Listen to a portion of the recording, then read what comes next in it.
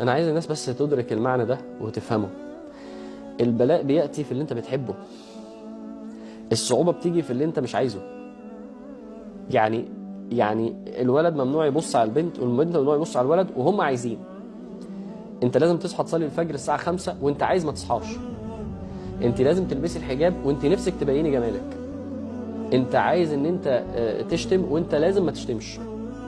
هي العبودية كده معمولة كده، ان يبقى فيك طباع ويبقى فيك شهوات ويبقى فيك رغبات ويبقى في دنيا بتقول لك خد الشهوات دي ولبي الرغبات دي، وبعد كده تيجي العبودية تقول لك لا ما تعملش ده. مش بنسبة 100%، مش كاتمة هي، لا هتعمله بس هتقف هنا في حدود. هتاكل بس مش كذا، هتشرب بس مش كذا. طب انا عايز، لا دي مش هتعمل. طب دي لا جاهد فيها. هو اصلا ده اصل الامتحان. انتوا فاهمين ده؟ اللي نفسك بتعض كده عايزاه هو ده الامتحان. لو انت مش حاسس بده يبقى انت مش بتعبد صح، يبقى انت مضحوك عليك في الدين اللي انت بتدين بيه لربنا. ولو انت واخد بالك من ده افهم ان هي كده، هي معموله كده. يعني مش صدفه، مش صدفه خالص، ده هو مقصوده كده.